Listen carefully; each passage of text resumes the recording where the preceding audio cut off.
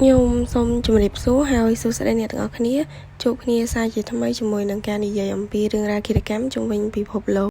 មុននឹងចូលទៅដល់ការនិយាយអំពីរឿងក្តីរបស់យើងនៅក្នុងថ្ងៃហ្នឹងគឺខ្ញុំសូមអភ័យទោសទុកមុនដោយសារតែដូចអ្នកទាំងអស់គ្នាបានស្ដាប់លើចឹងសលេងខ្ញុំវាកងួខ្លាំងមែនតើខ្ញុំដាសាយធំហើយបើសិនជាស្ដាប់ទៅអាចប៉ះពាល់ដល់អារម្មណ៍អ្នកទាំងអស់គ្នាអីកុំប្រកាន់ខ្ញុំណាចំពោះរឿងក្តីដែលយើងនឹងស្ដាប់នៅពេលបន្តិចទៀតហ្នឹងជាការសំណូមពររបស់ហៅថាប្រិយមិត្តហ្មងប្រិយមិត្តពីរនាក់របស់យើងដែលគាត់សំណូមពររឿងហ្នឹងដូចគ្នាអញ្ចឹងខ្ញុំក៏សម្រេចចិត្តលើកយករឿងហ្នឹងយកមកចែកអ្នកទាំងអស់គ្នាស្ដាប់ដែលចំពោះអ្នកដែលគាត់ចង់ស្ដាប់ពីរឿងក្តីណាផ្សេងទៀតគាត់អាចសំណូមពរមកខ្ញុំបានតាមរយៈ comment ខាងក្រោមវីដេអូរបស់ខ្ញុំក៏បានឬក៏អាច inbox ទៅកាន់ IG ហើយនឹង page Facebook របស់ The Shadow ក៏បានដែរអូខេអញ្ចឹងចូលដល់សាច់រឿងយើងសម្រាប់អ្នកនរគ្នាខ្ញុំគិតថាប្រហែលជាមានភាគច្រើនអាចនឹងធ្លាប់មានស្នេហាអញ្ចឹងណាធ្លាប់មានដៃគូសង្សារអីមួយគ្នាហើយក៏ធ្លាប់បែកគ្នាខ្លះជាសង្សារចាស់អ្នកខ្លះក៏នៅរាប់អានគ្នាធម្មតាអ្នកខ្លះទៅក៏ប្លុកចោលប្លុកអីអញ្ចឹងអ្នកខ្លះទៀតប្រហែលជាធ្លាប់បានជួបហើយសង្សារចាស់ដែលបែបតុកសិចទោះបីជាបែកគ្នាហើយក៏ដោយនៅតែតាមយើងអត់ឈប់ហ្មងតាមទាំង social media call ផង post status ផុសអីណាណៃញ៉ៃញ៉ៃហើយអត់ព្រមប្រឡែងដៃយើងឲ្យទៅមានជីវិតថ្មីទេតួទាំងអស់ហ្នឹងអាចកើតឡើងនៅក្នុងកំឡុងពេលដំបូងដែលយើងបែកគ្នាអីចឹងណាអាចថាមកពីគេអត់ទាន់ដាច់ចិត្តពីយើងប៉ុន្តែពេលដែលយើងរបៀបហើយយើងធ្វើអត់ដឹងអត់លឺអីទៅយូរទៅក៏វាបាត់ឯងចឹងទៅប៉ុន្តែសម្រាប់រឿងក្តីមួយនេះ Jody and Aries គឺអត់ធម្មតាអញ្ចឹងទេ Jody and Aries គឺជាប្រភេទសង្សារចាស់ដែលបើសិនជាមិនបានមកអញទេអាណាក៏អញមិនឲ្យដែរនិយាយអាខកស្ដាប់ចឹងចោះរបៀបបែបហ្នឹងសង្សារចាស់ដៃឆៅរបស់យើងឈ្មោះថា Jody and Aries កើតនៅក្នុងថ្ងៃទី9ខែកក្កដាឆ្នាំ1980នៅ Salina, California. Jody មានម្ដាយឪពុកឈ្មោះ William Angelo ហើយនិង Sandy Aria ហើយនាងក៏មានបងប្អូនចំនួន4នាក់ដែលនាងគឺជាកូនទី2តាមពិតជីវិតរបស់ Jody បើមើលទៅតាំងពីក្មេងមកគឺគាត់អត់មានទុក្ខលំបាកឬក៏ហែឆ្លងនៅរឿងរ៉ាវណាដែលនាំឲ្យមានវិបត្តិផ្លូវចិត្តធ្ងន់ធ្ងរអីដូចឃាតករមុនដែលយើងធ្លាប់ស្ដាប់ទេមានម្ដងនោះជាពេលដែល Jody គាត់ហ៊ាននៅអនុវិទ្យាល័យហើយគាត់បានលួចដាំវីតគាត់លួចដាំហើយគាត់យកមកទុកនៅក្នុងផ្ទះទៀតដល់ពេលឪពុកម្ដាយគាត់ទៅវ៉ាន់ឪពុកម្ដាយគាត់ទៅរើនៅក្នុងបន្ទប់គាត់អីចឹងគេលោថាមានអីផ្សេងហើយក៏ពួកគាត់ចាប់ដើមសង្ស័យទៅលើ Jody ធ្វើឲ្យទំនាក់ទំនងរវាង Jody ហើយនិងឪពុកម្ដាយគាត់នឹងរៀងមានគម្លាតបន្តិចរហូតដល់នៅពេលដែល Jody រៀនវិទ្យាល័យឪពុកម្ដាយគាត់បានផ្លាស់ប្ដូរទីលំនៅធ្វើឲ្យ Jody ក្លាយទៅជាមនុស្សដែលកាន់តែឯកាដូរទីលំនៅដូរសាលាថ្មីអ្វីគឺថ្មីទាំងអស់នៅពេលនោះហើយដែល Jody ចាប់ផ្ដើមដឹងថាខ្លួនឯងគឺជាមនុស្សម្នាក់ដែលចូលចិត្តថតរូបនិយាយរួមគឺថតគ្រប់ពេលឲ្យតែមានកាមេរ៉ាគឺថតរហូតហ្មងនៅក្នុងឆ្នាំ2004 Jody បានផ្លាស់ប្ដូរទីលំនៅទៅកាន់ Palm Desert, California ជាមួយនឹងសង្សាររបស់នាងកាលពេលហ្នឹងដែលរស់នៅក្នុងផ្ទះជាមួយគ្នាចឹងទៅហើយ Jody នៅតែបន្តការថតរូបដដែលប៉ុន្តែនាងក៏បានរកការងារថ្មីមួយដែរជា saleswoman នៅក្រុមហ៊ុនឯកជនមួយដែលមានឈ្មោះថា Legal Shield Slappy Jody ធំហ្នឹងហើយយើងងាកមកនិយាយអំពីជនរងគ្រោះរបស់យើងដែលមានឈ្មោះថា Travis Victor Alexander គាត់កើតនៅក្នុងថ្ងៃទី28កក្កដាឆ្នាំ1977នៅ Riverside, California សហរដ្ឋអាមេរិកដូចគ្នាបើនិយាយអំពីជីវិតកុមារភាពរបស់ Travis វិញអត់សូវជាល្អប្រហែលទេដោយសារឪពុកម្ដាយគាត់ហ្នឹងអត់មានពេលវេលាគ្រប់គ្រាន់អត់សូវមើលថែគាត់បានដិតដល់ដោយសារតែគាត់មានកូនច្រើនរហូតដល់ទៅ8នាក់អញ្ចឹងពេលខ្លះគឺគាត់បដ ឲ្យកូនហ្នឹងរកបាយញ៉ាំអីខ្លួនឯងធ្វើអីញ៉ាំខ្លួនឯងមានអីនៅក្នុងទូទឹកកកក៏យកមកធ្វើញ៉ាំខ្លួនឯងអីបែបហ្នឹងទៅនៅពេលដែល Travis គាត់ធំឡើងគាត់ក៏បានសម្រេចចិត្តរើចេញទៅនៅជាមួយនឹងលោកយាយរបស់គាត់ដែលលោកយាយរបស់គាត់ហ្នឹងជាអ្នក កាន់សាសនា Mormon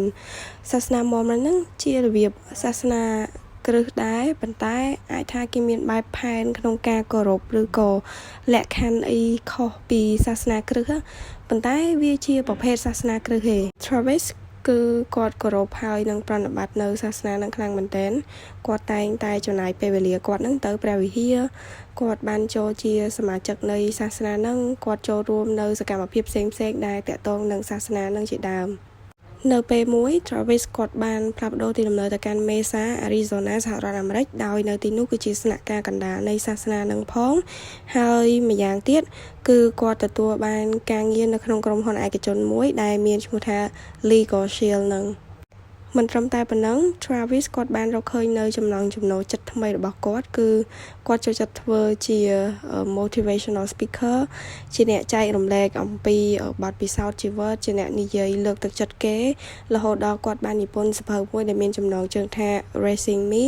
ហើយគាត់ក៏មាន website ជា blog ខ្លួនគាត់ដែលគាត់និយាយចែករំលែករឿងរ៉ាវអីផ្សេងៗដែលគាត់ធ្លាប់បានឆ្លងកាត់នៅក្នុងវ័យ29ឆ្នាំ Travis គឺជាបុរសម្នាក់ដែលអាចនិយាយបានថាមិនជោគជ័យអីប្រហែលទេគ្រាន់តែគាត់មើលទៅជាមនុស្សល្អគាត់មានមិត្តភ័ក្តិច្រើនគាត់ជោគជ័យក្នុងការងារគាត់របៀបគាត់មានការងារមួយជាក់លាក់គាត់មានលុយរហូតដល់គាត់អាចទិញផ្ទះបានខ្លួនឯងហើយគាត់បានជួលពីបន្ទប់ឲ្យទៅមិត្តភ័ក្តិគាត់ទៀតសរុបមកវិញ Jody ហើយនិង Travis គាត់ទាំងពីរនាក់ហ្នឹងសិតតែធ្វើការនៅក្នុងក្រុមហ៊ុន Legal Shield នឹងដូចគ្នាប៉ុន្តែរបៀបគេមានសាខាខុសគ្នានៅតាមក្រុងផ្សេងគ្នាអញ្ចឹងណាពេលហ្នឹង Travis ហើយនិង Jody គឺគាត់អត់ទាន់ស្គាល់គ្នាទេហើយយូរគឺមានជីវិតផ្សេងគ្នា Jody ក៏គាត់មានសង្សារហើយដែរហើយ Travis គាត់នៅតែគាត់អញ្ចឹងទៅប៉ុន្តែរហូតដល់ខែកញ្ញានៅក្នុងឆ្នាំ2006ក្រុមហ៊ុន Legal Shield ហ្នឹងក៏គេមានលក្ខណៈប្រជុំក្រុមហ៊ុនធំនៅសាខាកណ្ដាលគេនៅ Las Vegas អញ្ចឹងគេក៏ហៅបុគ្គលិកទាំងអស់ដែលជាប់ពាក់ព័ន្ធហ្នឹងឲ្យទៅចូលរួមនៅសិក្ខាសាលាហ្នឹងឱកាសហ្នឹងឯងដែលធ្វើឲ្យបុគ្គលិកដែលមកពីសាខាផ្សេងៗហ្នឹងបានមកជុំគ្នា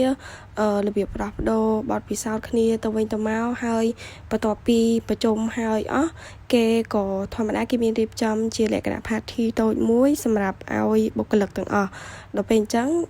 ក៏ជាឱកាសដែលនាំឲ្យ Travis ហើយនិង Jody ហ្នឹងបានស្គាល់គ្នា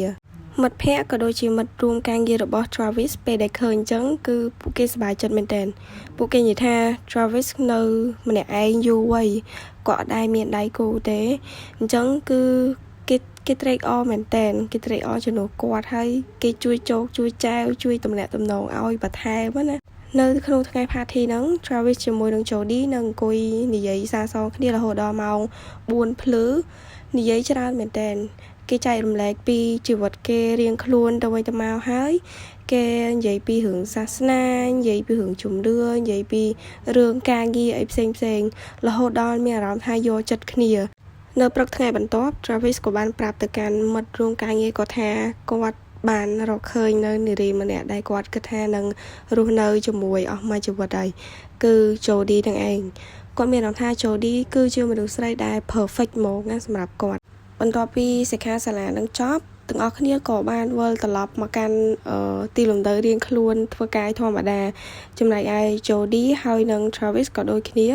ប៉ុន្តែពួកគេនៅតែបន្តទំនាក់ទំនងហ្នឹងដោយគេបដូរលេខទូរស័ព្ទគ្នាហើយនៅតែតាក់ទង call គ្នា message គ្នាដោយជាលក្ខណៈ long distance relationship តែ Jody គាត់មានសង្សាររួចហើយបន្ទាប់ពីមកពីសិក្ខាសាលានោះវិញគាត់ក៏សំបែកពីសង្សាររបស់គាត់ដោយសារតែគាត់ក៏ត្រូវការរៀបការគាត់ក៏ត្រូវការមានគ្រួសារមួយជាក់លាក់ដែរហើយសង្សាររបស់គាត់ដែលគាត់តាក់ទងគ្នាហ្នឹងគឺគាត់ពោះម៉ាយដល់ពេលអញ្ចឹងគាត់ធ្លាប់រៀបការហើយម្ដងហើយគាត់អត់ចង់ចំណាយលុយអត់ប្រយោជន៍ទៅកាន់អាការរៀបការម្ដងទៀតទេដល់ពេលអញ្ចឹងJody ក៏គាត់សម្រេចចិត្តថាគាត់បែកគ្នាមកទៅទំនាក់ទំនងរវាង Jody ហើយនិង Travis អាចទៅរួចបានលុះណានតែ Jody គឺជាសមាជិកនៃសាសនា Mormon នឹងដែរអញ្ចឹងឲ្យតែពេលនៅជាមួយគ្នាអី Travis គាត់តែងតែព្យាយាមពន្យល់Jody អំពីគម្ពីរធម៌ អំពីការគោរពនៃសាសនា Mormon ហ្នឹងហើយគាត់ព្យាយាមនាំ Jody ហ្នឹងទៅកាន់ព្រះវិហារញឹកញាប់អីចឹងទៅដើម្បីឲ្យ Jody ហ្នឹងគាត់មានចិត្តចង់គោរពចង់កាន់នៅសាសនា Mormon ហ្នឹងដូចជា Travis ដែររហូតដល់នៅថ្ងៃទី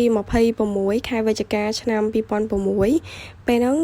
Jody គាត់ក៏សម្រេចចិត្តថានឹងចូលស៊ុបហ្មងទៅកាន់សាសនា Mormon ដោយគេមានធ្វើពិធីងូតទឹកប្រហែលជាគេងូតទឹកជំរះខ្លួនប្រាណជំរះបាបកម្មមុននឹងគេចូលជាសមាជិកនៃសាសនាហ្នឹង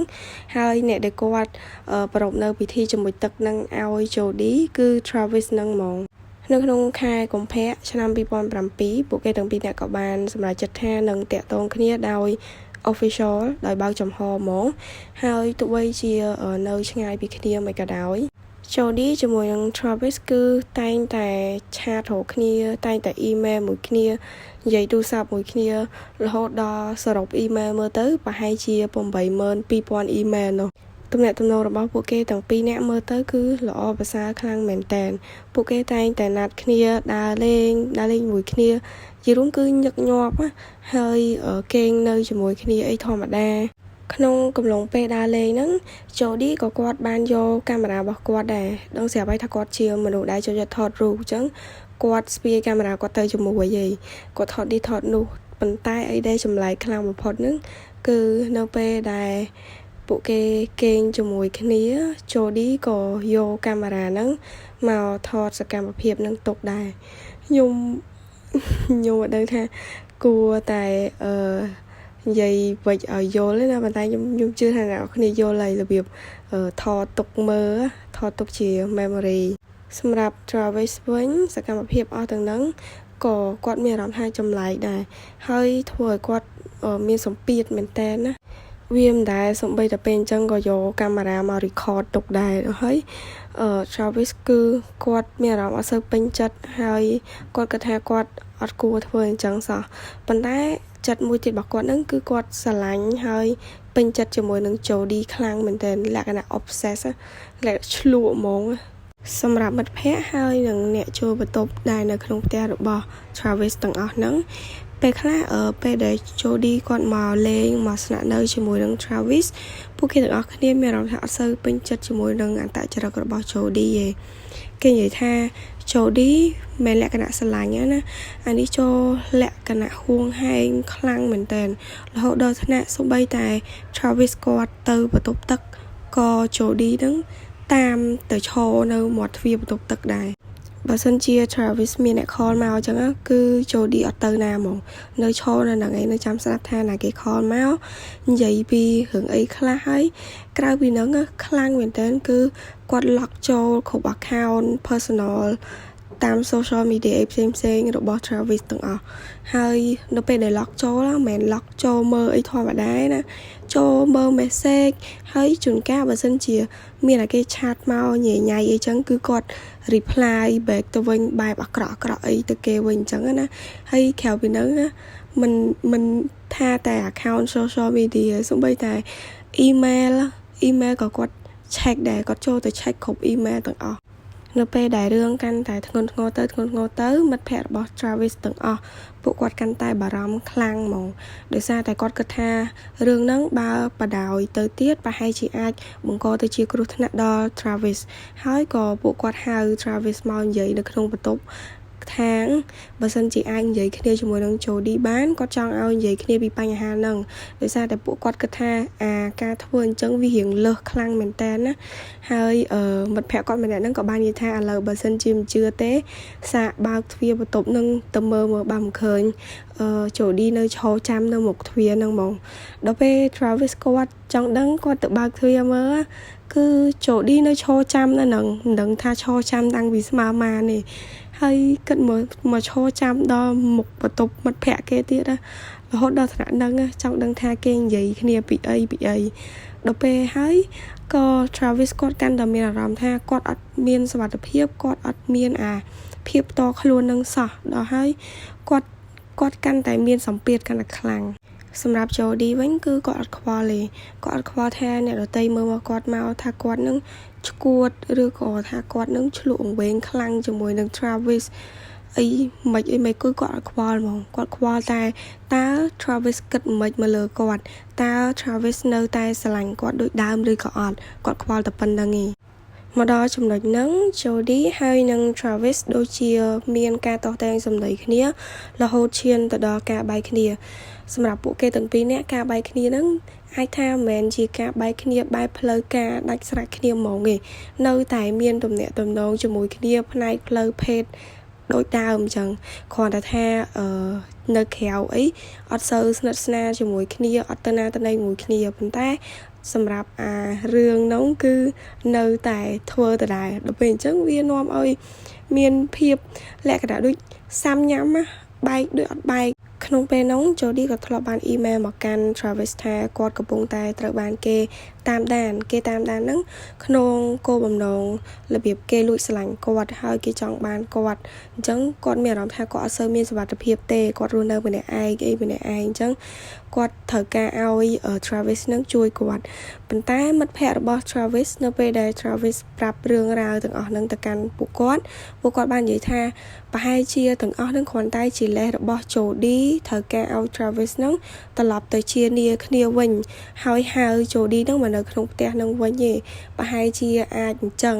ពេលដែលធ្វើគ្រប់យ៉ាងហើយប៉ុន្តែ Travis នៅតែអត់ល្វីល្វល់ជាមួយ Jody ក៏សម្រេចចិត្តថានាងនឹងរើទៅនៅផ្ទះចិត្ត Travis មកហើយរើហ្នឹងម្លងតែប្រហែលផ្ទះពីផ្ទះ Travis ឯងអត់បានប្រាប់ Travis មុនទៀតនាងព្យាយាមរកគ្រប់វិធីដើម្បីរំខានការរស់នៅរបស់ Travis ដោយពេលខ្លះហ្នឹងទៅឈរអឺតអីនៅលបងផ្ទះគេនឹងរហូតឆ្កែព្រុសអត់ឈប់ហ្មងហើយជួនកាលទៀតលួចចូលផ្ទះគេផ្លាស់លបងចូលផ្ទះគេហើយមានអាពេលមួយហ្នឹងគឺលួចចូលតាមអារុនឆ្កែភាគច្រើនពួកអស់ហ្នឹងវាមានអារុនឆ្កែមួយសម្រាប់ឲ្យឆ្កែគេចេញចូលអញ្ចឹងណាប៉ុន្តែ Jody ហ្នឹងបែរជាលូនចូលទៅតាមរុនហ្នឹងដើម្បីលួចចូលទៅផ្ទះគេកុំឲ្យម្ចាស់ផ្ទះគេដឹងវាដល់ថ្នាក់ខ្លាំងក្លាវាអានេះចូលលក្ខណៈរបៀបដូចរោគចិត្តណា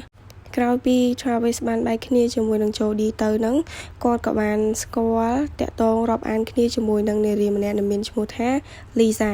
ហើយគាត់និង Lisa ហ្នឹងគឺស្រឡាញ់គ្នាត្រូវគ្នាខ្លាំងមែនទែនប៉ុន្តែក្រោយពេលដែល Jody រើមកនៅចិត្តហ្នឹងគាត់ក៏បានដឹងថា Travis កំពុងតែមានអ្នកថ្មីពេលហ្នឹងឯងដែលធ្វើឲ្យ Jody កាន់តែឈួតលើសដើមគឺគាត់មកសឹងតែគ្រប់ពេលហ្មងគាត់មកឈរនៅផ្ទះគេហ្នឹងសឹងតែគ្រប់ពេលហើយមានពេលមួយហ្នឹងពេលដែល Lisa គាត់មកលេងផ្ទះរបស់ Travis គាត់អង្គុយមើលកូនគាត់ញ៉ាំបាយគាត់មើលទូរទស្សន៍អីចឹងណាប៉ុន្តែJody ហ្នឹងព្យាយាមលួចអីគេតាមប្អួយរហូតហើយឆ្កែរបស់ Travis ហ្នឹងគឺគាត់ព្រោះអត់ឈប់ដល់ពេលអញ្ចឹង Travis គាត់មានអារម្មណ៍ថារំខានខ្លាំងមែនតើណាគាត់ចេញមកមើលមកគឺមែនគឺឃើញ Jody ឈរនៅនឹងរាប់ម៉ោងហើយមិនដឹងថាឈរតាំងពីកាលក្រៅពីធ្វើរឿងអស់ទៅនឹង Jody ដល់ថ្នាក់ហ៊ានទៅដល់ផ្ទះរបស់ Lisa តឹងកដាយប់ហើយគោះទ្វារគេកដាយប់ហ្មងប៉ុន្តែរបៀបគាត់គោះទ្វារហ្នឹងដើម្បីបំភ័យ Lisa ឯងក្រៅពីហ្នឹងយើងអត់មានផុសតាំងថាគាត់ជាអ្នកធ្វើទេប៉ុន្តែបើសិនជាយើងវិភាគទៅប្រហែលជាគាត់ហ្នឹងឯងអ្នកធ្វើគឺមានជនអត់ស្គាល់ឈ្មោះម្នាក់បានផ្ញើអ៊ីមែលទៅជេរស្ដីហើយនឹងគំរាម Lisa គ្រប់សពបែបយ៉ាងធ្វើឲ្យនាងកាន់តែរបៀបធុញទ្រាន់នឹងការតាក់ទងគ្នាជាមួយនឹង Travis រហូតដល់សុំ Travis បែកគ្នាហ្មងទៅគាត់ទ្រាំលែងបានហើយដោយសារតែមូលហេតុហ្នឹងធ្វើឲ្យ Travis ទៅជួបជាមួយនឹង Jody ហើយនិយាយថាសូមឲ្យ Jody ហ្នឹងកាត់ចិត្តទៅហើយក៏ឈប់តាមដានគាត់ទៅចង់ឲ្យ Jody ហ្នឹងមានជីវិតថ្មីហើយចង់ឲ្យ Jody រើទៅនៅឲ្យឆ្ងាយពីគាត់ទៅពេលហ្នឹងគឺ Jody យល់ព្រមនាងក៏បានរើចេញឆ្ងាយពីគាត់វិញហើយដល់ពេលអញ្ចឹង Jody ក៏ចាប់ផ្ដើមជួបជាមួយនឹងអ្នកថ្មីដូចគ្នាគេទាំងពីរនាក់អត់បានជួបមុខគ្នាទេគ្រាន់តែស្គាល់គ្នាតាមរយៈអនឡាញហើយនិយាយគ្នាទៅវិញទៅមករហូតដល់ស្រឡាញ់គ្នានិងសន្យាថាជួបគ្នានៅថ្ងៃណាមួយចំណែកឯ Travis វិញគាត់ក៏មានជីវិតថ្មីទៀតដែរពេលហ្នឹងគឺគាត់បានតាក់ទងគ្នាជាមួយនឹងនារីម្នាក់ដែលមានឈ្មោះថា Mimi ជីវិតរបស់ពួកគាត់ទាំងពីរនាក់ក៏រស់នៅរៀងខ្លួនបែបធម្មតាអញ្ចឹងទៅជារឿយៗប៉ុន្តែរហូតដល់ពេលមួយ Jody គាត់បានស្នាក់នៅជាមួយនឹងលោកតាលោកយាយរបស់គាត់អញ្ចឹងអាពេលហ្នឹងគាត់ក៏បានបង្កើតសាច់រឿងមួយថាមានគេចូលមកប្លន់នៅក្នុងផ្ទះរបស់គាត់នឹងហើយវាចម្លែកត្រង់មួយទៀតចម្លែកត្រង់ថាចៅប្លន់ហ្នឹងវាប្លន់យកតែកាភ្លើងឯងកាភ្លើងរបស់លោកតារបស់គាត់ហើយដល់ពេលអញ្ចឹងពេលតាយាយគាត់ត្រឡប់មកវិញហ្នឹងគាត់ក៏បានប្រាប់ទៅតាយាយគាត់ថាមិញហ្នឹងមានចៅចូលមកប្លន់នៅផ្ទះយើងណាហើយវាយកកាភ្លើងទៅបាត់ហើយខ្ញុំមិនដឹងថាត្រូវធ្វើមិនទេអញ្ចឹងខ្ញុំក៏បដ ாய் ឲ្យវាយកកាភ្លើងទៅហ្មងទៅរបៀបដើរតួកំសត់គេធ្វើស្លន់ស្លោផងអីផងហើយលោកតាលោកយាយគាត់ហ្នឹងក៏អត់ថាអីទៅដោយសារតែទ្រព្យសម្បត្តិនៅក្នុងផ្ទះទាំងអស់ហ្នឹងវានៅទាំងអស់ហ្មងវាបាត់តែកាភ្លើងហ្នឹងទេនៅថ្ងៃទី2ខែមិថុនាឆ្នាំ2008 Jody គាត់ត្រូវទៅលេងសង្សាររបស់គាត់នៅទីក្រុងផ្សេងគឺទីក្រុង Utah ហើយគាត់ត្រូវទៅដល់ទីក្រុង Utah ហ្នឹងនៅថ្ងៃទី4ប៉ុន្តែគាត់បែរជាទៅដល់នៅថ្ងៃទី5ហើយនៅពេលដែលគាត់យកឡាននឹងយកមកសងគេវិញគឺអាស្ទះទ្របខាងក្រោមឡានកន្លែងដាក់ជើងហ្នឹងគឺបាត់ហ្មងអត់ដឹងថាវាទៅដល់ណាបាត់ទេអញ្ចឹងវាគួរឲ្យចម្លែកហើយគួរសង្ស័យមែនតើចំណែកឯ Travis វិញតាមការវិភាគរបស់គាត់គឺនៅក្នុងថ្ងៃទី9ខែមិថុនាឆ្នាំ2008ហ្នឹងគាត់ត្រូវមានរបៀបដូច work trip គេទៅប្រជុំដូចលើកមុនចឹងហើយគេទៅដើរលេងគេ party អីតិចតួចហើយគេឲ្យយើងអញ្ជើញមិត្តភ័ក្តិជិតស្និទ្ធយើងណាមួយទៅជាមួយយើងក្នុងហ្នឹង Travis គាត់គិតថាគាត់នឹងហៅ Mimi ទៅជាមួយគាត់ហើយក្នុងកំឡុងពេលដែលត្រៀមក្នុងការទៅ work trip ហ្នឹងគាត់អត់បានទៅណាទេគាត់នៅផ្ទះគាត់ work out គាត់ហាត់ប្រាណគាត់អីដើម្បីរក្សារាងគាត់ស្លៀកពាក់ឲ្យឃើញសង្ហាអីចឹងណាប៉ុន្តែរហូតដល់ថ្ងៃទី9ហ្នឹងគេត្រូវឡើងយន្តហោះទៅប្រជុំហ្នឹងបែរជាអត់ឃើញ Travis វិញដល់ពេលអញ្ចឹងមិត្តភ័ក្តិរួមការងារគាត់ទាំងអស់ហ្នឹងចាប់ផ្ដើមមានអារម្មណ៍ថាអត់ស្រួលរបៀបដូចវាមិនអាចអញ្ចឹងគាត់ធ្លាប់តែមកទៀងពេលហើយក៏ដែរខាននេះការប្រជុំអស់ហ្នឹងMimi ហើយនឹងមិត្តភ័ក្តិផ្សេងទៀតក៏បានធ្វើការតាក់ទងមកកាន់ Travis ដែរប៉ុន្តែអត់ទទួលបានការឆ្លើយតបអីទាំងអស់អញ្ចឹងពួកគេក៏សម្រេចចិត្តថាមកផ្ទះរបស់ Travis ដើម្បីមើលឲ្យដឹងថាតើគាត់កើតអីបានជាគាត់អត់ទៅនឹងមកដល់ផ្ទះ Travis ពួកគាត់បានចូលមកសួរអ្នកដែលស្នាក់នៅក្នុងផ្ទះហ្នឹងអ្នកដែលជួលបន្ទប់ហើយក៏ពួកគេប្រាប់ថា Travis ឃើញថាទៅមេស៊ីកូទៅប្រជុំហ្នឹងថ្ងៃ9ហ្នឹងឯងចុះមិនបានមកសួររកគាត់វិញគាត់ចេញទៅឯតាវាអញ្ចឹងណាប៉ុន្តែពួកគេអត់បានឃើញទេអត់បានឃើញ Travis ទេគ្រាន់តែថាអត់បានឃើញអញ្ចឹងពួកគេក៏សន្មតថាគាត់ប្រហែលជាចេញទៅបាត់ហើយទាំងអស់គ្នាចាប់ដើមសង្ស័យកាន់តែខ្លាំងដោយសារសួរអ្នកនេះទៅក៏ថាអត់ឃើញសួរអ្នកនោះក៏ថាអត់ឃើញហើយក៏សម្រេចចិត្តថាបើកទ្វារចូលទៅក្នុងបន្ទប់របស់ Travis ដោយអ្នកនៅជាមួយគាត់នឹងមានសោគាត់ក៏បើកទ្វារចូលទៅពេលដែលបើកទ្វារចូលទៅនឹងអ្វីដែលពួកគាត់ឃើញគឺអាក្រក់ខ្លាំងមែនតើគាត់ឃើញនៅក្នុងបន្ទប់របស់ Travis នឹងពោពេញទៅដោយឈាមប្រឡាក់ពេញអាកាមេរ៉ាព្រំនៅលើអិតហ្នឹងហើយនឹងប្រឡាក់ពេញបន្ទប់ហ្មងពេញជាងពេញអីដល់ពេលអញ្ចឹងMimi គាត់ភ័យខ្លាចខ្លាំងមែនតើគាត់អត់ហ៊ានចូលទៅមើលទេមិត្តភ័ក្តិរបស់ Travis ក៏ចូលមើលទៅក្នុងបន្ទប់ទឹកទៅឃើញ Travis ដេកស្លាប់នៅក្នុងថ្លុកឈាមដោយ Travis នឹងអត់មានស្លៀកពាក់កៅអៅអីទាំងអស់ Mimi ក៏បានខលហៅប៉ូលីសពេលប៉ូលីសមកដល់ក៏ធ្វើការស៊ើបអង្កេតទៅហើយសួរនាំទៅកាន់មិត្តភ័ក្តិទាំងអស់គ្នាថាតើ Travis អាចមានចំនួនឬក៏មានបញ្ហាជាមួយនឹងអ្នកណាខ្លះអត់មានអីគួរឲ្យសង្ស័យខ្លះអត់ដើម្បីជាតម្រុយឲ្យប៉ូលីសក្នុងការស៊ើបអង្កេតរឿងហ្នឹងអញ្ចឹងណាដល់ហើយមិត្តភ័ក្តិទាំងអស់គ្នាហ្នឹងក៏គាត់លើកឡើងស្រស់គ្នាថាគាត់ប្រហែលជាមានចំនួនតិចតួចជាមួយនឹងសង្សារចាស់គាត់គឺ Jody ហើយ Jody ហ្នឹងគឺតែងតែតាមគាត់គ្រប់ជំហានហ្មងអញ្ចឹងវាធ្វើឲ្យប៉ូលីសហ្នឹងដាក់ការសង្ស័យទៅលើ Jody សាកសពរបស់ Travis ពោពេញទៅដោយស្នាមជាំពេញខ្លួនដោយប៉ូលីសសន្និដ្ឋានថាប្រហែលជាគាត់ព្យាយាមការពារខ្លួនឬក៏បតាយបតប់ជាមួយនឹងជនដៃដល់នៅពេលដែលគេធ្វើសកម្មភាពសម្រាប់គាត់នឹងក្រៅពីនឹងប៉ូលីសក៏បានរកឃើញនៅស្នាមចាក់ ស្នាមកវិតណាចំនួន27ទៅ29គឺចាក់ឡើងសោះខ្លួនគាត់ហ្មងអូយចឹងបានជាឈាមហូរចេញមកឡើងដូចគេចាក់កជ្រូកឡើងគាត់ដេកស្លាប់នៅក្នុងថ្លុកឈាមប៉ុន្តែអីដែលសង្វេគជានឹងទៀតបំពង់ករបស់គាត់នឹងត្រូវបានគេតាំងពីចុងស្លឹកត្រចៀកនេះមកដល់ចុងស្លឹកត្រចៀកខាងទៀតរបៀបដូចចិត្តដាច់ហើយនៅសល់បន្តិចទៀតគឺដាច់ហ្មងក្រៅពីស្នាមធ្វើទរណកម្មអស់ទាំងហ្នឹង Travis ក៏ត្រូវបានជន់ដៃដល់នឹងបាញ់ទៅលើក្បាលចំនួន1គ្រាប់ដែរ Travis ត្រូវបានគេសម្លាប់នឹងនៅក្នុងថ្ងៃទី4ខែមិថុនាឆ្នាំ2008ហើយបន្ទាប់ពីធ្វើការស៊ើបអង្កេតអីបដាទៅមិត្តភ័ក្តិគាត់នឹងក៏នាំគ្នារៀបចំនៅពិធីបុណ្យសពឲ្យគាត់អ្វីដែលកាន់តែ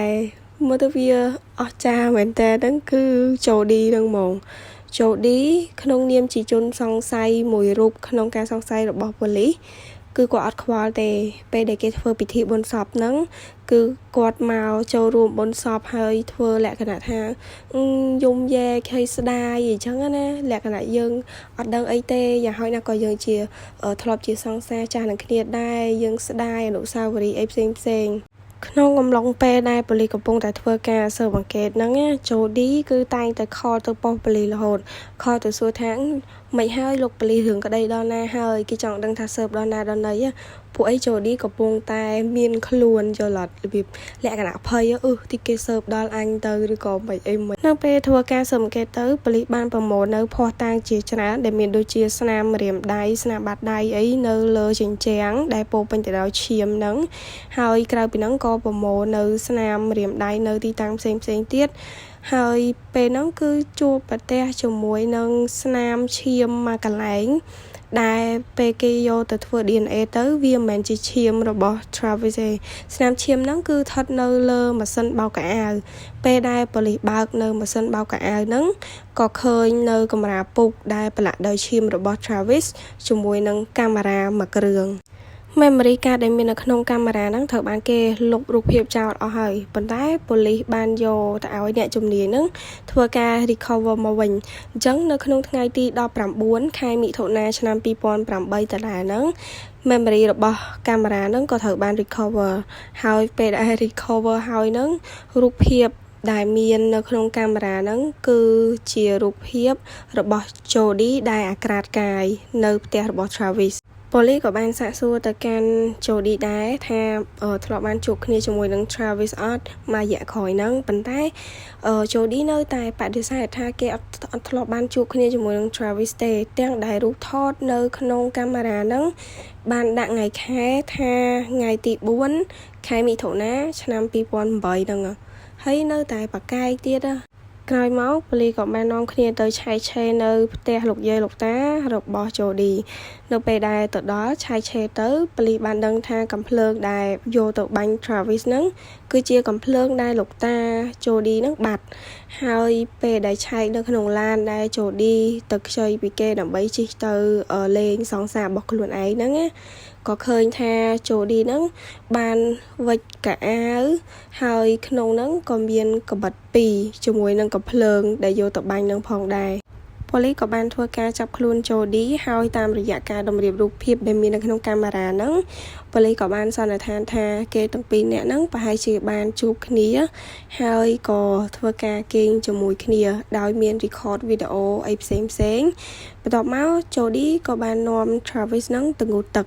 ពេលដែល Travis កំពុងតែងូតទឹក Jody ក៏យកកាំបិតហ្នឹងទៅចាក់ទៅលើ Travis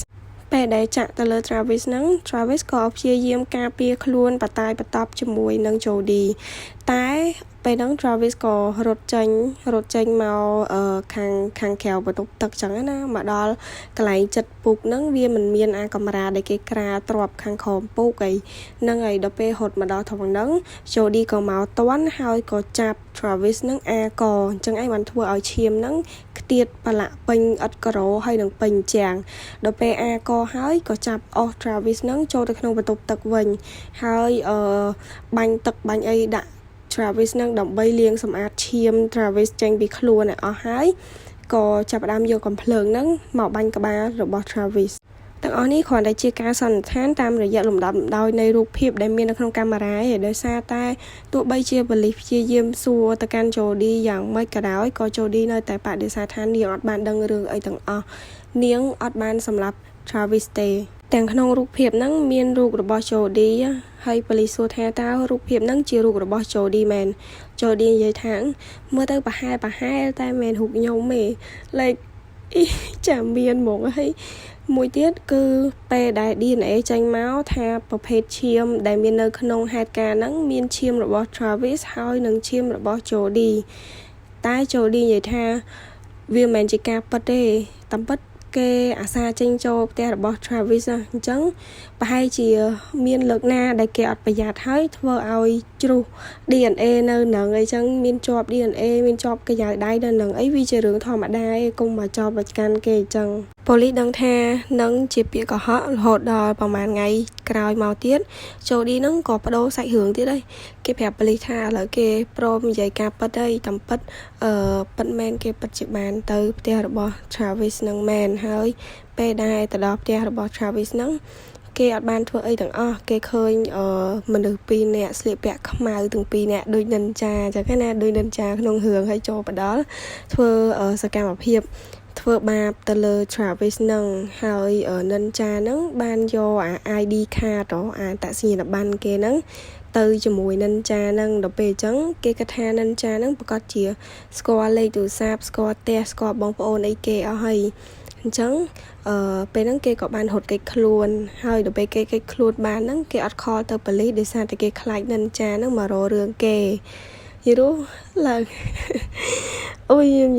ញុំសើចមួយចុះខ្ញុំឡើងហួសចិត្តហ្មងរបៀបបដិទ្ធរឿងអីមិនបដិទ្ធមកបដិទ្ធរឿងថាអីណាមាននិនចាយណាចូលមកធ្វើសកម្មភាព like ចាំមានហ្មងតុលាការបានចាប់ផ្ដើមបើកសវនាការកាត់ក្តីរឿងនឹងដំបូងនៅក្នុងថ្ងៃទី10ខែធ្នូឆ្នាំ2012ហើយនៅពេលនោះផងដែរ Jody ក៏នៅតែអត់ព្រមទទួលថាខ្លួនឯងខុសទេគឺគាត់បានទម្លាក់កំហុសហ្នឹងទៅលើ Travis គាត់បានសារភាពថាគាត់ពិតជាបានសម្លាប់ Travis មែនប៉ុន្តែការសម្លាប់របស់គាត់ហ្នឹងមិនជាការសម្លាប់បែបចេតនាទេគាត់សម្លាប់ Travis ដោយសារតែគាត់ការពារខ្លួនគាត់និយាយថាពេលនោះ Travis បានវាយដំច្រំធាក់ធ្វើបាបមកលើរូបរាងកាយរបស់គាត់រហូតដល់អាចថាចង់សម្លាប់គាត់ហ្មងណាដូចវាអញ្ចឹងបានគាត់សម្រេចចិត្តថាការពារខ្លួនដោយការចាក់ទៅលើ Travis ហើយបន្ទាប់ពីចាក់ហើយហ្នឹងគាត់អត់ដឹងថាខ្លួនគាត់ហ្នឹងបានបាញ់ Travis ហើយនឹងអាក Travis ពីអង្ការទេគាត់បានចាំទេការសម្រេចក្តីចុងក្រោយបង្អស់បានធ្វើឡើងនៅក្នុងថ្ងៃទី8ខែឧសភាឆ្នាំ2013ពេលហ្នឹងJody ក៏ត្រូវបានតុលាការសម្រេចឲ្យ found guilty on one count of first degree murder ហើយត្រូវបានដាក់ទោសឲ្យជាប់គុកមួយជីវិតដោយអត់មានការលើកលែងទោសសំខាន់នៅពេលដែល Jody គាត់មកទទួលសារក្រមហ្នឹងគឺគាត់បានយកនៅអាវយឺតមួយដែលនៅលើអាវយឺតហ្នឹងមានសរសេរពាក្យថា survivor គាត់ចង់មានន័យថាគាត់គួរអាណិតណាគាត់ត្រូវបានរស់រានមានជីវិតមកពីការធ្វើទរណកម្មដល់ព្រៃផ្សៃហើយបែរជាចោទគាត់ថាគាត់ជាអ្នកសម្លាប់ទៅវិញហើយគាត់លេងទឹកមុខឡើងស្ងួតហ្មងពេលដែលគាត់ចូលទៅដល់ក្នុងគុកហ្នឹងJody បានកែប្រែខ្លួនសឹងតែ360ដឺក្រេគឺគាត់បានផ្លាស់ប្ដូរពណ៌សក់គាត់មកជាពណ៌ខ្មៅពណ៌ធម្មជាតិវិញហើយគាត់បានពាក់វ៉ែនតានិយាយរួមគាត់ធ្វើខ្លួនបែបសុភាពអត់ដូចមុនទេកាលពីមុននោះលាបសក់សិតទងដែងលាបអីយោតែហើយដល់ពេលគ្រាន់តែមានរឿងក្តីនឹងកើតឡើងភ្លាមគឺគាត់ដូរខ្លួនគាត់ហ្មងសូម្បីតែសម្ដីដែលគាត់និយាយក៏គាត់និយាយទន់ភ្លន់ជាងមុនដែរគាត់និយាយមួយគាត់និយាយបែបកំសត់ផងអីផងសម្រាប់រឿងក្តីយើងនៅក្នុងថ្ងៃហ្នឹងគឺមកដល់ទីបញ្ចប់ហើយប៉ុន្តែមុននឹងចប់ខ្ញុំក៏សូមអរគុណដល់បងអង្គតិចស្រេងអរគុណខ្លាំងមែនតើបងហ្នឹងហើយបងគាត់បានបាញ់ ABA មកខ្ញុំអត់ខ្វល់ថាចំនួនហ្នឹងតិចឬក៏ច្រើនទេប៉ុន្តែវាគឺជាទឹកចិត្តធំធេងមែនតើពីបងដែលជាអ្នកគ្រប់គ្រងម្នាក់របស់ខ្ញុំអត់ខ្វល់ថាវាជាចំនួនច្រើនឬក៏តិចទេប៉ុន្តែវាគឺជាកម្លាំងចិត្តមួយដែលធ្វើឲ្យខ្ញុំមានអារម្មណ៍ថាអ្វីដែលខ្ញុំធ្វើរាល់ថ្ងៃហ្នឹងគឺមានអ្នកគ្រប់គ្រងមានអ្នកស្រឡាញ់មានអ្នកចូលចិត្តខ្ញុំដែរអញ្ចឹងខ្ញុំ កាន់តែមានកម្លាំងចិត្តចង់ធ្វើវាឲ្យកាន់តែល្អបន្តទៀតហ្នឹងហើយអញ្ចឹងអរគុណបងម្ដងទៀតនិងអរគុណអ្នកដែលស្ដាប់តាំងពីដើមដល់ចប់រហូតមកដល់ពេលហ្នឹងសន្យានឹងជួបគ្នានៅវីដេអូក្រោយទៀតជាមួយនឹងរឿងក្តីថ្មីៗជាច្រើនអូខេអរគុណបាយបាយជម្រាបលា